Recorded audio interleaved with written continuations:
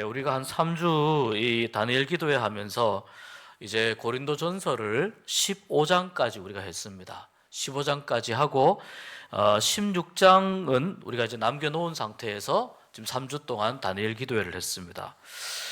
그래서 이 고린도 전서에서 뭘 했는지 잘 기억이 안 나실 것 같습니다. 가물가물해서 기억이 안 나실 것 같은데, 오늘은 사실 이 고린도 전서를 좀 마무리하는 시간입니다. 이 16장의 내용도 보시면은 바울이 그렇게 특별히 막 그 어떤 신학적인 그 주제를 가지고 이렇게 기록한 건 거의 없습니다. 여러 가지 편지에서 이런저런 것들을 챙겨야 할 것들, 요걸 이제 마무리 문안 인사와 함께 이렇게 쭉 했는데, 그래서 고린도 전서를 앞부분부터 이렇게 쭉 돌아보니까 몇 가지의 이제 주제들이 중요하게 다룬 주제들을 다시 한번 살펴보면 좋겠다, 그런 생각이 들었습니다. 자, 이 맨 처음에 나오는 주제가 뭐냐면, 고린도 전서의 처음에 나오는 주제가 누구는 바울파, 누구는 아볼로파, 누구는 또 게바파, 나는 그리스도파, 이렇게 나누어져 있다고 했거든요. 그 교회 안에서 여기서 지금 바울이나 아볼로나 게바나 심지어는 그리스도에까지 주님의 말씀, 그 어떤 하나님의 뜻을 왜곡하거나 자기의 이익을 위하거나 이렇게 전하는 그런 그룹이 하나도 없습니다. 바울도 바울 나름대로, 아볼로도 아볼로 나름대로, 게바도 게바 나름대로, 또 그리스도파는 나는 다 이런 것 치우고 나는 그냥 그리스도파, 이렇게 이야기하는 거니까 저마다 좋은 믿음을 가지기 위해서 이렇게 파가 나뉘어져 있는데, 문제는 이렇게 계파가 나뉘어져 있으니 교회가 같은 방향으로 가기가 굉장히 어렵다는 겁니다. 파가 나누어져 있으니 바울파는 바울을 따라서 주장하는 그런 내용들이 있을 것이고, 아볼로도 마찬가지고 게바도 마찬가지고, 저마다 이제 그 강조하는 어떤 신학적인 내용이나 이런 부분들이 조금씩 다를 수 있으니 문제가 무슨 문제냐면, 이 고린도 교회가 하나님이 원하시는 올바른 방향으로 그렇게 나가던데 굉장히 큰 장애가 되었다는 겁니다. 자, 여러분 보시면 우리가 고린도전서 1장 앞부분에는 이 각각의 파가 나뉘어져 있는데, 오늘 16장 12절에 보시면은 자, 이렇게 되어 있습니다. 16장 12절에 보면, 형제 아볼로에 대하여는 그에게 형제들과 함께 너희에게 가라고 내가 많이 권하였으되 지금은 갈 뜻이 전혀 없으나 기회가 있으면 가리라. 자, 그럼 지금 아볼로가 이 고린도 교회의 교인들과 같이 있다는 겁니까? 아니죠. 지금 이 아볼로는 사실 바울과 같이 있습니다.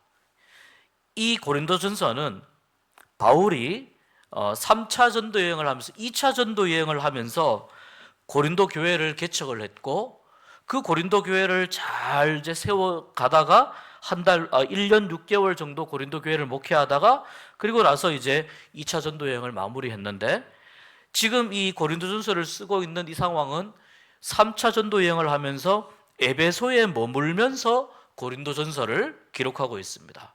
에베소에 머물면서 고린도 교회에서 우리가 이러이러한 문제들을 가지고 있습니다. 그러니까 고린도 교회 안에서도 파가 나누어지는 것에 대해서는 아무리 그 따르는 주장이나 따르는 신학이나 신앙이 올바른 것이라 하여도 서로 다른 방향으로 가려고 하기 때문에 이 파가 나누어진 것에 대해서는 고린도 교회 내부에서도 문제가 있다라고 생각을 했던 것입니다.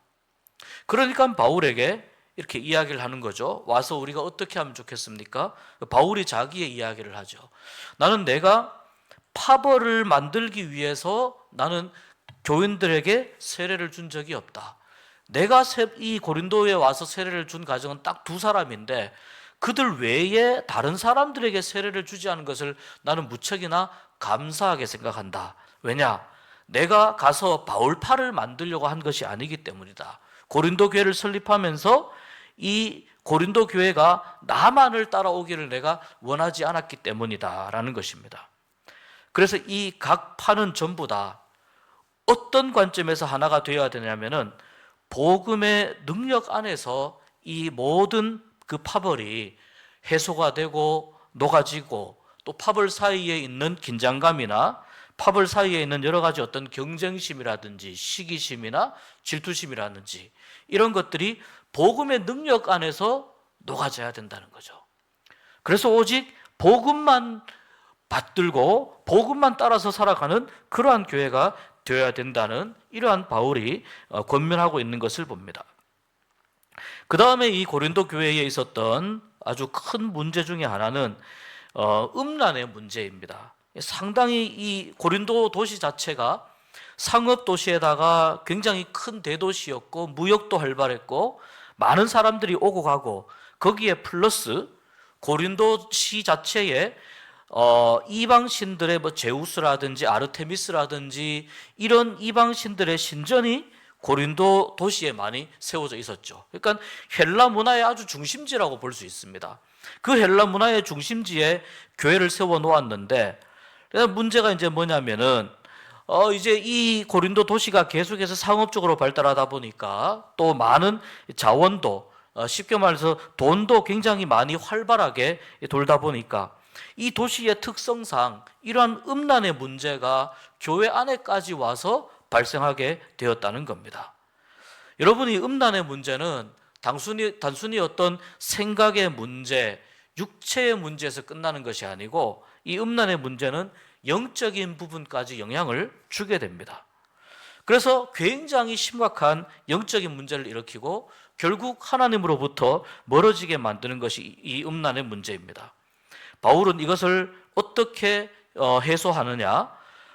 우리가 이러한 그 여러 음란의 문제를 겪을 때에 우리의 몸이, 나 자신이 성령이 거하시는 전이라고 한번 생각해 보라는 겁니다. 나 자신이 성령이 거하는 전이라고 한다면, 성령께서 내 안에 거하신다고 생각을 한다면 과연 우리가 음란한 생각이나 음란한 어떤 일들을 우리가 할 수 있겠느냐라는 것입니다. 육체의 본성을 따라서 살아가지 말고 하나님께서 기뻐하시는 일들을 자꾸 찾고 애쓰고 또 노력을 하면서 또 마음 속에서부터, 생각에서부터 삶의 모습과 방향에까지 이러한 음란의 문제를 이기기 위해서는 내 안에 성령이 거하시는 것이다. 이것을 분명하게 기억하고 고백할 필요가 있다는 것입니다. 그래서 이 음란의 문제를 교회 밖에서 무슨 일이 일어나든지 간에 교회 안에서는 이러한 음란의 영이 움직이도록, 또 음란의 영이 활동하도록 그대로 내버려 두는 것은 매우 위험한 것이다. 바울이 그렇게 이야기를 하고 있습니다.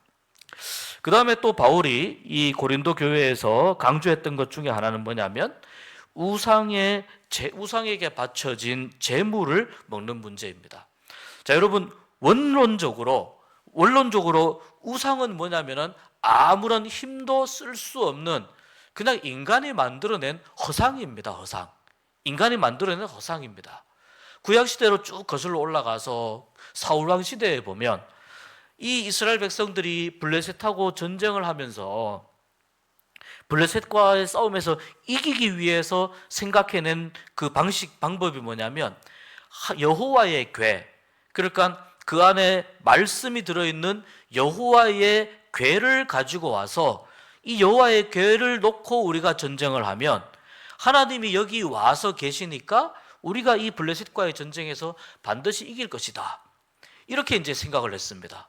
물론 여호와의 궤 안에는 십계명을 담은 돌판이 있고 만나를 담은 항아리가 있고 아론의 쌍난 지팡이가 이 여호와의 궤 안에 들어가 있습니다. 그리고 여호와의 궤는 사실 이 여호와의 궤가 이렇게 있으면 여호와의 임재, 하나님이 임재하시는 하나의 상징으로 그렇게 볼 수도 있습니다. 근데 문제는 여기서 문제가 뭐냐면 이 이스라엘 백성들이 자기들 마음대로 우리가 여호와의 궤를 이리로 갖다 놓으면은 하나님이 여기에 임재하실 것이다 라고 하는 조작적인 생각을 갖고 있었다는 거예요. 그러니까 우리 마음대로 하나님을 이렇게 저렇게 우리의 소원대로 움직일 수 있다고 생각을 한 거예요. 그래서 그 전쟁에서 어떻게 되었습니까? 이 법궤를 빼앗기고 맙니다. 블레셋과의 전투에서 법궤를 빼앗기고 맙니다. 그럼 자 보십시오. 이 법궤가 아무런 힘을 쓸 수 없는 것인가요? 그건 아니에요.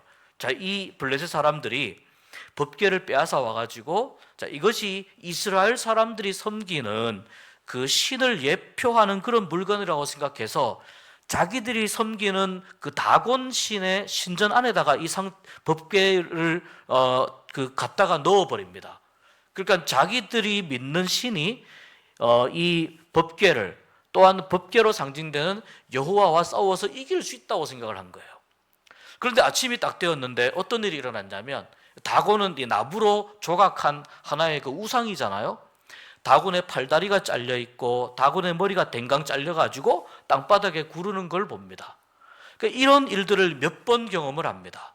그러니까 그러면서 블레셋 사람들이 우리가 이 법궤를 잘못 건드리면 큰일 나겠구나. 그래서 우리가 계속 가지고 있는 것보다는 빨리 쟤네들한테 돌려주는 게 좋겠구나라고 해서 암소 2마리에다가 멍에를 메어가지고 수레에다가 법궤를 실어서 그렇게 해서 벳세메스로 올려보낸 건 아니겠습니까? 그렇게 해서 이스라엘 백성들은 잃었던 법궤를 그렇게 찾게 된 겁니다.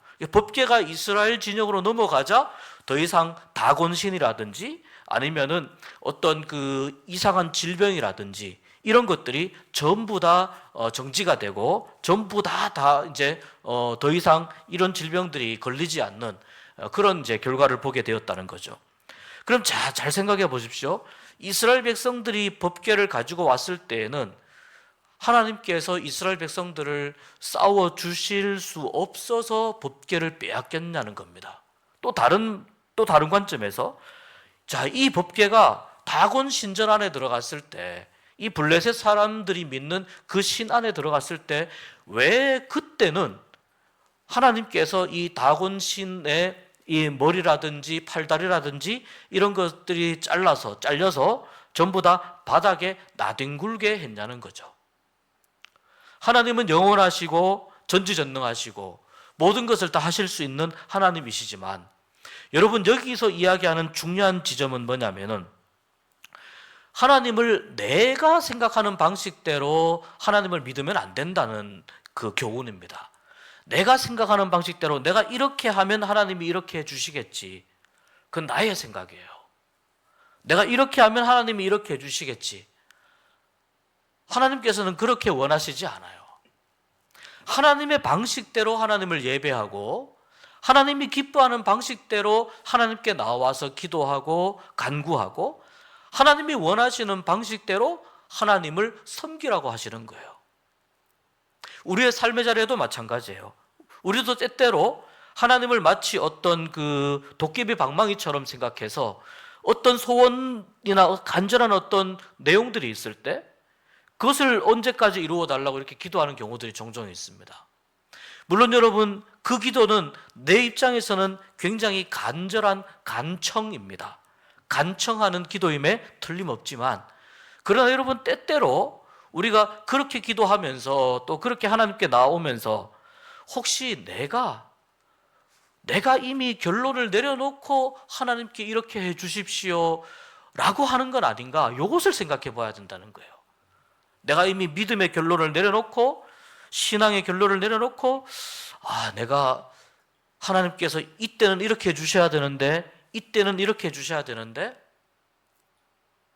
그렇게 섬기는 것은 하나님을 온전히 섬기는 것이 아니다라는 것을 이야기해 주시는 것이 아까 말씀드린 그 법궤의 사건입니다.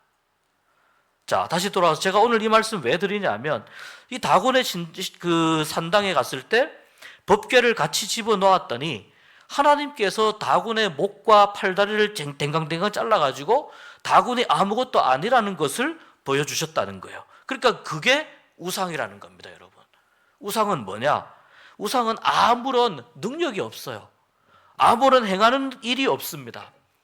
그리고 우리가 어떻게 원하든 어떻게 기도하든지 간에 우상이 우리에게 응답하는 경우는 없습니다. 그러니 여기에서 우상에게 바쳐진 제물을 먹는 문제는 사실은 아무런 고민거리가 되지 않는 일입니다.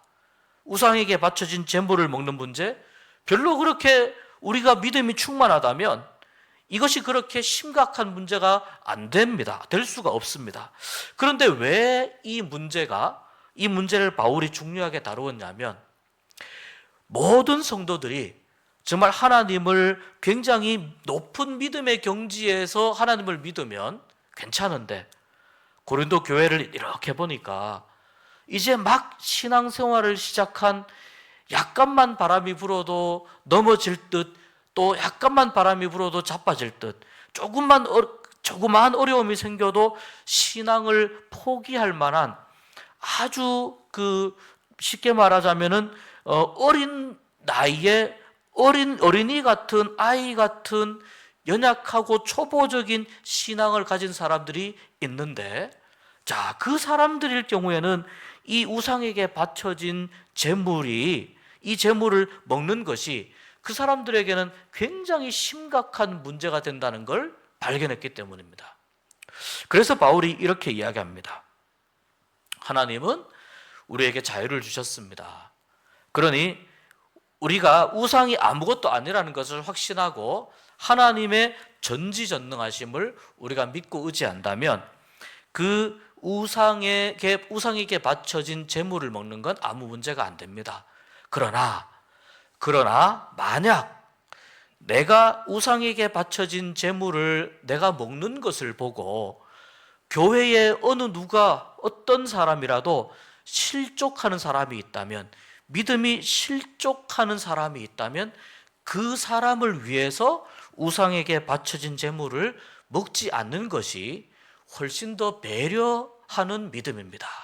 훨씬 더 깊이 있고 사려 깊은 믿음입니다. 그러니까 믿음은 나 혼자만의 문제가 아니라는 겁니다. 믿음은 내가 어떤 교회에 소속되어 있든지 나 혼자만 잘 믿으면 돼. 그게 아니고 교인들 안에 서로 함께 믿음을 보듬어가고 함께 믿음을 세워가야 하는 그러한 관점에서, 혹시 단순히 우상에게 바쳐진 제물을 먹는 것뿐만 아니라 내가 행하는 여러 가지 일들이나 이런 것들이 혹시 거기에 대해서 누군가가 시험에 든다면은 그 사람을 위해서 그렇게 하지 않는 것이 유익하다는 거예요. 나는 정당하고 나는 어떤 영향도 받지 않고 그런 일 정도쯤에는 별로 나는 신경 쓰지 않아. 나는 괜찮을 수 있습니다. 그러나 다른 지체들이 그러한 일들이나 그러한 상황들이나 또한 그러한 어떤 행동들 때문에 다른 지체들이 혹시 실족할 경우를 대비해서 우리가 절제할 필요가 있다.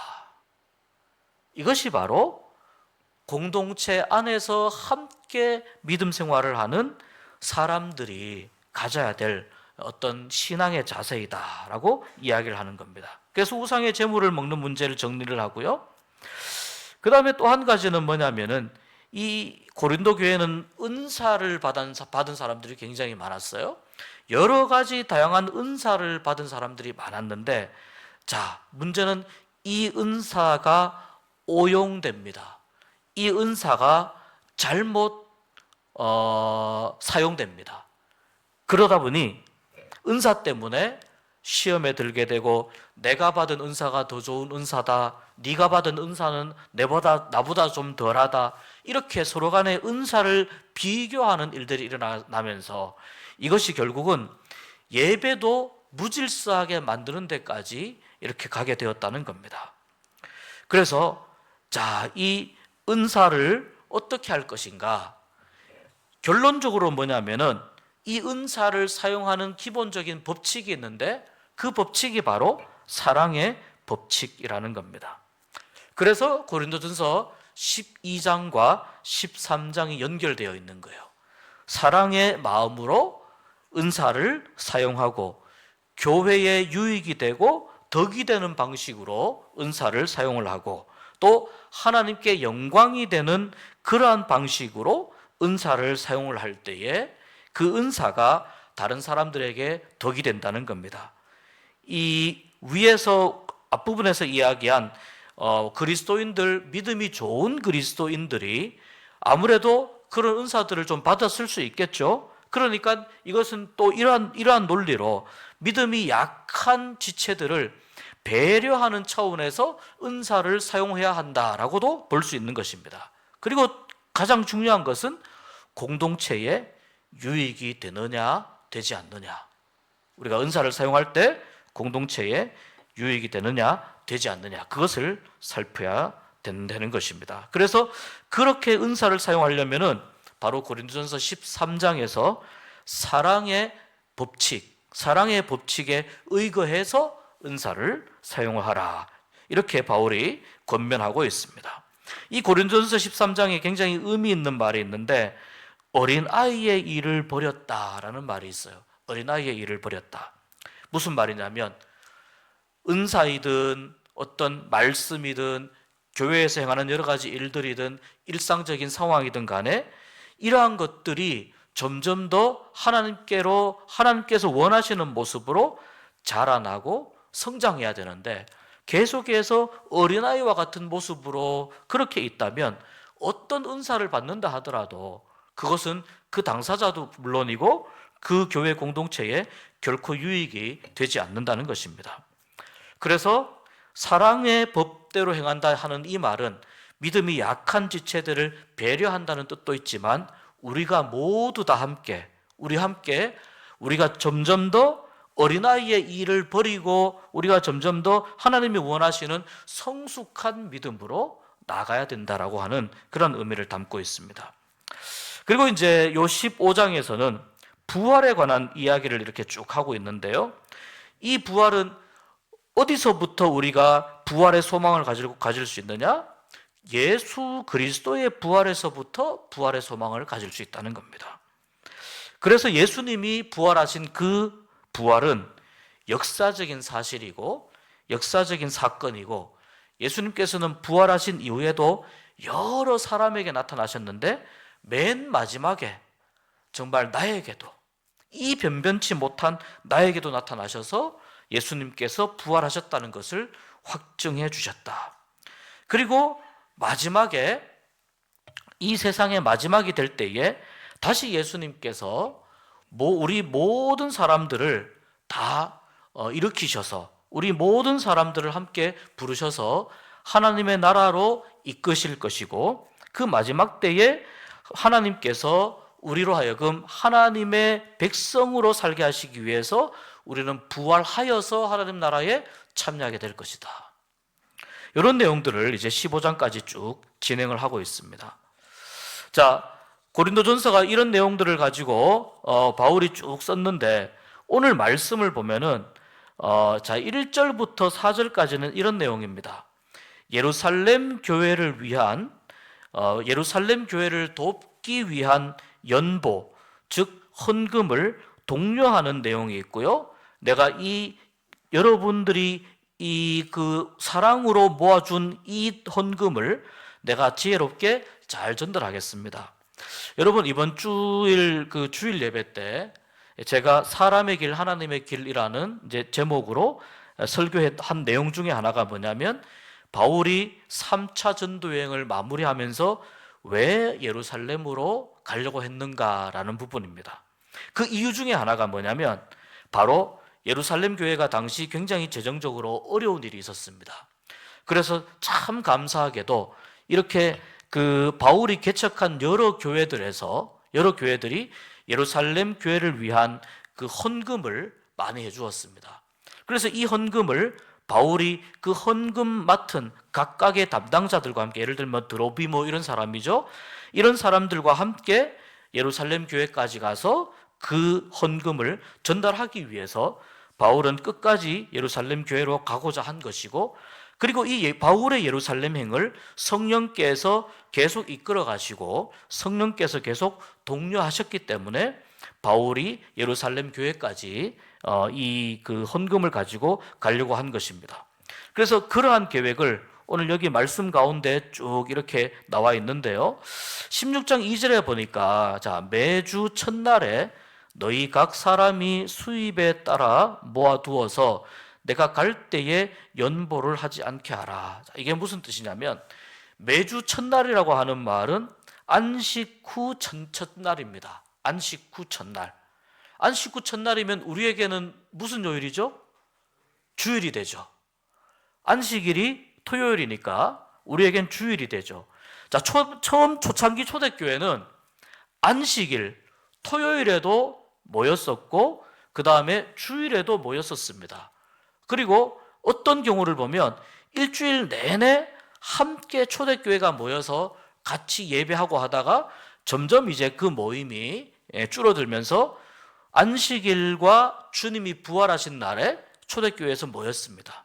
자, 그러다가 점점 더 이제 이 예수 그리스도의 부활이 어떤 의미인지 알게 되고 하면서 교회에서 공적으로 예배드리는 날이 주일로 정해지게 됩니다. 그러니까 여기 매주 첫날이라고 하는 이 말은 매주 안식 후 첫날, 그날을 의미하는 겁니다. 그날이 예수님이 부활하신 날을 기념하는 날이니까 그때에 초대교회의 교인들이 많이 모였거든요. 그러니까 예루살렘 교회가 어려우니까 이 예루살렘 교회를 도와줄 그 연보를 할 때에 내가 갔을 때 여러분 막 정신없이 하지 말고 그렇게 안식 후 첫날에 그때 준비한 연보를, 준비한 헌금을 하여서 그 연보를 내가 갔을 때에 이 연보를 말하자면 준비된 연보를 가지고 예루살렘으로 갈 수 있게 하라, 이런 의미입니다. 그런 의미로 바울이 지금 이 내용을 기록을 하고 있고, 자, 5절부터 12절까지는 어떤 내용이냐면은 바울이 고린도 교회를 좀 방문하려고 하는 그런 계획이 있습니다. 우리가 아는 것처럼 지금 바울은 에베소면은 지금의 이제 터키, 우리가 흔히 이제 그 갈라디아 지방 요쪽 인근해가지고 에베소에 지금 머물고 있거든요. 그런데 여기서 지금 바울이 이 고린도까지 가려면은, 고린도는 이제 그 유럽이지 않습니까? 배를 타고 가거나 아니면 저쪽 마게도니아를 통해서 건너가거나 어쨌거나 그러한 방법을 가지고 건너가야 되는데, 내가 일단 5절에 보면 마게도니아를 지나서 고린도 교회로 내가 가겠다, 그러한 그 이제 계획을 이야기를 합니다. 그러면서 그 교회에서 내가 고린도에서 겨울도 좀 지나려고 한다.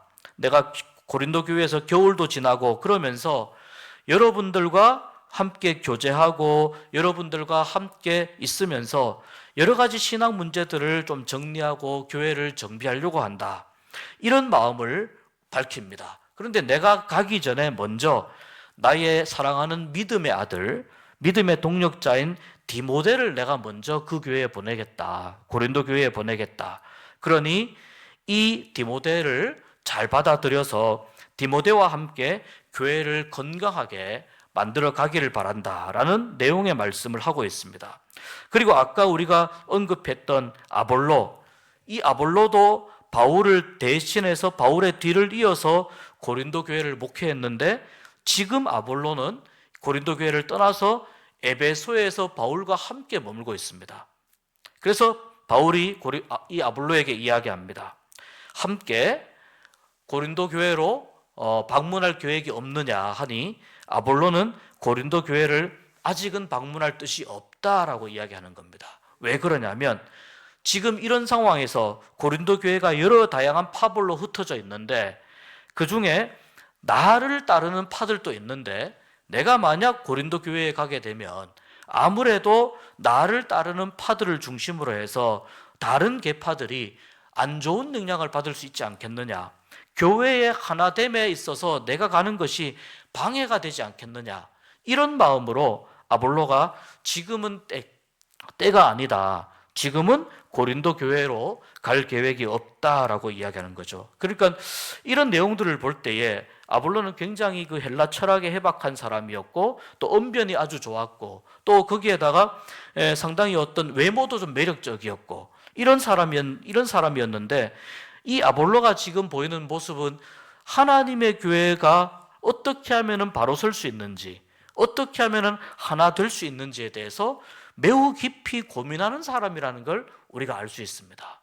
고린도 교회를 배려해서 고린도 교회 안에 아볼로가 만나고 싶은 사람이 왜 없겠습니까? 내가 목회했던 교회인데 왜 내가 목회했던 그 교회의 교인들이 잘 지내고 있는지, 또 지금 상황은 어떤지 이런 게 왜 궁금하지 않겠습니까? 그러나 그럼에도 불구하고 아볼로는 교회의 성숙함과 교회의 믿음과 하나됨을 위해서 지금은 아니다라고 하는 입장에서 이 바울의 권면을 아주 이렇게 자연스럽게 지금 거절을 하고 있는 것이라고 볼 수 있습니다. 그리고 이제 13절에서 24절에 보면 여러 가지 다양한 이제 인사가 나오죠. 권면과 인사가 나옵니다. 여기 보면 13절과 14절에 보면은요, 깨어 믿음에 굳게 서서 남자답게 강건하라. 너희 모든 일을 사랑으로 행하라. 이렇게 말씀합니다. 이 고린도 교회에 깨어 믿음에 굳게 서서 이 깨어 있으라고 하는 말은 바울이 다른 편지에서도 굉장히 자주 쓰는 말입니다. 여러분, 바울은 종말론에 대해서 상당히 우리에게 어떤 식으로든 종말이 가까이 와 있다라고 생각하던 사람이었습니다. 그러니까 이 세상의 마지막이 가까이 왔기 때문에, 또 예수님도 그렇게 선포하셨고 세례 요한도 그렇게 선포했기 때문에 종말은 우리에게 굉장히 가까이 와 있습니다. 그렇다면 우리가 이 가까이 와 있는 종말을 어떻게 맞이할 것인가 라고 할 때 깨어 있어야 된다는 이야기를 계속하고 있어요. 이 편지뿐만 아니라 다른 바울의 편지에서도 깨어 있으라고 하는 표현을 자주 씁니다. 깨어 있는다고 하는 건 무슨 뜻일까요, 여러분? 깨어 있는다고 하는 것은 잠자다가 깨는 거잖아요. 잠자다가 깨는 건데, 이 깨어 있는다라고 하는 말은 무슨 뜻이냐면, 내가 하나님과의 이 믿음의 관계에 있어서 혹시라도 그르치는 것이 있는가, 아니면 무언가 잘못된 것이 있는가, 이것을 항상 준비하며 항상 이것을 돌아보면서 영적으로 민감한 상태에 있어야 된다는 것을 말하는 겁니다. 영적으로 민감한 상태에 있어야 된다는 걸 말합니다. 그리고 준비하는 모습을 가지고 있어야 된다는 것입니다. 예수님 말씀하신 열처녀의 비유에서 보면은 이 열처녀들이 전부 다 신랑을 다 기다립니다. 근데 이제 이 이스라엘 유대인들의 이 혼인 예식을 보면은 밤에 늦게 이제 신랑이 오게 되는데, 이 신랑이 오게 되는 그 시간을 아무도 안 가르쳐 줍니다. 가르쳐 주지 않고 신랑이 초저녁에 올 수도 있고 한밤중에 올 수도 있고 새벽에도 올 수 있는 거예요. 그러니까 이 열처녀가 어쨌거나 신랑을 기다리는데, 그때까지는 보십시오, 누가 지혜로운 처녀인지 누가 어리석은 처녀인지 표시가 안 납니다. 그러다가 이 열처녀들이 기다리다가 잠깐 잠이 들었는데 보니까 이미 시간은 많이 지나서 밤 깊은 시간이고 신랑이 막 온다라고 하는데, 이 처녀들이 자기의 등불을 들고 가야 되는데 보니까 5처녀의 등불은 불이 꺼져 있는 거예요. 5처녀의 등불은 불이 켜져 있고 나머지 5처녀의 등불은 불이 꺼져 있는 거예요. 그래서 이 불이 꺼져 있는 등불을 가진 처녀들이 불이 켜 있는 등불을 가진 처녀들에게 이야기합니다. 기름 우리한테 조금만 빌려달라고, 우리에게 조금만 빌려달라고. 그런데 이 5명의 불이 켜진 그 등불을 가진 처녀들이 뭐라고 이야기하냐면, 우리가 이 기름을 너희들에게 빌려주면 우리의 등불마저 꺼지기 때문에 우리가 그럴 수 없다. 그러니까 너희들이 빨리 가서 그 주유소에 가든지 어디 가서 빨리 기름을 채워라. 그래서 이 5명이 막 뛰어가서 기름을 사서 등불에 기름을 채우고 돌아왔는데 보니까 어떻게 되어 있습니까? 문이 잠겨 있는 거예요.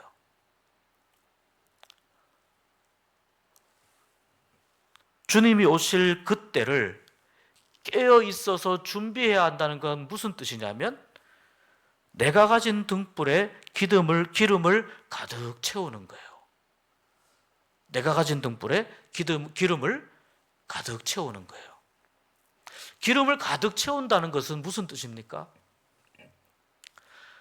하나님을 향한 나의 믿음이 어떤 외부의 어떤 공격이나 작은 일이나 사사로운 일에도 흔들리지 않고 계속해서 하나님을 온전히 믿고 하나님을 온전히 따르고 세상의 어떤 여러 가지 유혹이나 환란에도 흔들리지 않는 것을 의미하는 거죠. 그리고 무엇이 올바른 믿음인지, 무엇이 참된 믿음인지, 그 믿음에 대한 믿음이 어느 길로 가야 되는지에 대한 그것을 분명히 깨닫고 그 길로 계속해서 묵묵히 걸어가는 것을 의미하는 거죠. 등불이 가득 채워져 있다는 건 또한 성령 충만한 삶을 살아가는 것을 의미하는 것입니다. 성령 충만한 삶을 살면서 하나님의 일에 민감하고 영적으로 예민한 사람이 되는 것입니다. 어떤 것이 하나님이 원하시는 일인지, 어떤 것이 하나님이 싫어하시는 일인지, 그것을 하루하루 매일매일의 삶 속에서 성령님의 인도하심을 따라 성령의 이끌림을 받아서 살아가는 삶을 의미하는 것입니다. 평소에는 표시가 나지 않습니다, 여러분. 평소에는 누구의 등불이 더 가득 채워져 있는지 표시가 나지 않습니다. 언제 표시가 나느냐? 신랑이 오는 그 시간이 되었을 때, 그때 정말 이 등불에 기름을 가득 채우고 깨어있는 믿음으로 살아가느냐, 그렇지 않느냐, 그때에 가서야 표시가 나게 된다는 거예요. 여러분, 내가 성령 충만하면은 내가 성령 충만한 이 은혜를 다른 사람에게 줄 수 있습니까? 주지 못합니다. 내 등불 안에 가득 차 있는 기름을 다른 처녀에게 줄 수 없는 것처럼 내가 성령 충만한 삶을 살고 영적으로 민감하고 예민한 삶을 살아가는 이것을 다른 사람에게 줄 수가 없습니다. 그건 그 사람의 몫이에요. 이게 되게 중요합니다, 여러분. 그러니 나의 등불이 지금 가득 차 있는지, 성령으로 가득 채워져 있는지, 믿음으로 가득 채워져 있는지, 하나님과의 교제와 깊은 사귐으로 지금 내 신앙이 가득 채워져 있는지, 이것을 항상 점검해야만 준비하고 예비하고 지혜로운 처녀로서 하늘 나라의 혼인잔치에 들어갈 수 있게 된다는 것입니다. 우리가 알아야 될 것은 혼인잔치에 들어가지 못한 5명의 처녀들도 신랑을 간절히 애타게 기다렸다는 거예요. 그런데 그들은 결국 들어가지 못했어요. 이 부분을 잘 생각하시면 좋겠습니다. 깨어 있으라고 하는 말은 그런 말입니다. 그 다음에 믿음에 굳게 서서, 오직 믿음만이, 주님을 믿는 믿음 위에만 우리가 굳게 서서, 여기 보면 고린도 교회에 다른 이상한 어떤 신앙의 이야기들을 하는 사람들이 많이 있었단 말이죠. 그러니까 그런 사람들의 말에 귀 기울이지 말고 참된 복음, 올바른 말씀 위에 굳게 서라는 겁니다. 그리고 굳게 서서 남자답게, 이 말은 강건하라, 이 말과 같은 의미예요. 그 믿음 위에 굳게 서서 흔들리지 말아라, 이런 뜻입니다. 그리고 이 너희들이 하는 모든 일을 어떻게 하느냐 하면은 사랑으로 행하라고 말씀합니다. 이 모든 일을 다 사랑으로 행하라. 교회 안에서 하는 여러 가지 많은 일들, 고린도전서 13장에서 말씀하고 있는 그 사랑의 내용을 담아서 교회 안에서 사랑으로 행하라 말씀합니다. 그리고 이제 몇몇 인물들을 추천합니다. 스데바나의 집, 아가의 첫 열매고, 또 그 밑에 보면 스데바나와 부드나도와 아가이고, 이런 사람들이 지금 바울에게 와 있습니다. 그죠? 그 다음에 보면은 19절에 보면은 아굴라와 브리스가, 이 아굴라와 브리스가는 원래 로마에 살던 사람들인데 거기에서 고린도시에 와서 이 바울과 함께 교회를 개척했고, 지금은 이 아굴라와 브리스가도 지금은 에베소에 와서 바울과 함께 머물고 있습니다. 그래서 보면은 여러 많은 교회들, 아시아의 교회들이 문안하고 아굴라와 브리스가와 그 집에 있는 교회가, 그러니까 아굴라와 브리스가는 자기들의 집에서 교회를 개척하도록 자기들의 집에 그 공간을 제공을 했습니다. 그 처음 초대교회는 거의 다 이런 식으로 가정교회의 방식으로 진행이 되었습니다. 그런 식으로 교회가 만들어졌다는 것을 볼 수 있습니다. 이런 모든 형제들이 또 문안하고, 그리고 바울은 마지막으로 뭐라고 이야기하냐면 이 고린도전서는 내가 직접 썼다라는 것을 언급해요. 그래서 나 바울은 친필로 너희에게 문안하노니 내가 직접 이것을 썼다라고 이야기를 하고, 그리고 마지막에 주 예수의 은혜가 또 예수 그리스도 안에서 나의 사랑이 너희와 함께 있기를 내가 간절히 바라고 기도한다. 이렇게 하면서 고린도전서를 마무리 짓고 있습니다. 우리가 이 고린도전서를 이제 한 몇 주에 걸쳐서 두세 달 정도에 걸쳐서 이 고린도전서를 우리가 좀 살펴보았는데, 이 고린도전서를 쭉 읽으면서 우리가 반드시 기억해야 할 것은 뭐냐면은 믿음으로 우리가 살아가고 믿음으로 나가는 데 있어서 이 믿음이 다른 사람과 함께 갈 수 있는 믿음, 다른 사람을 배려하고 다른 사람을 또 그 사람의 믿음을 또 이렇게 생각하면서 그러면서 함께 갈 수 있는 믿음이어야 된다는 것이고, 우리 모두는 다 예수님의 하나님의 전이라는 것이고 예수 그리스도의 지체라고 하는 것을 우리가 이제 알 수가 있습니다. 그러니까 교회는 나 혼자서 신앙생활을 잘하면 되는 것이 아니고 서로가 함께 교회 안에서 믿음을 세워가야 한다는 것입니다. 그리고 은사는 교회 공동체를 위해서 사랑의 방법의 터전 위에서, 터 위에서 은사들을 사용해라, 이런 것들을 우리가 좀 이해할 수 있고요. 또 한 가지는 교회 안에 아무리 좋은 어떤 의도를 가졌다 하더라도 교회가 두 갈래, 세 갈래로 나누어지는 것은 결코 하나님 보시기에 의롭지 않다, 결코 하나님 보시기에 아름답지 않다는 것을 바울이 이야기를 하고 있습니다. 중요한 건 무엇입니까? 우리 모두가 다 복음 안에서 하나가 되는 거예요. 복음 안에서 우리는 서로 생각이 다르고 또 믿음도 다르고 또 살아온 여건과 환경도 다르고 우리가 추구하는 어떤 그 신앙생활의 방향도 우리는 좀 다를 수 있습니다.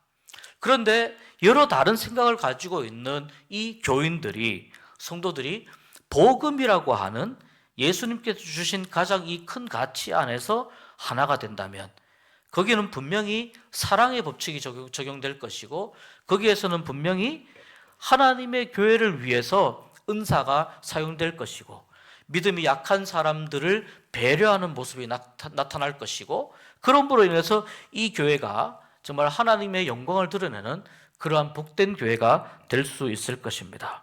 어떤 교회가 될 것인가?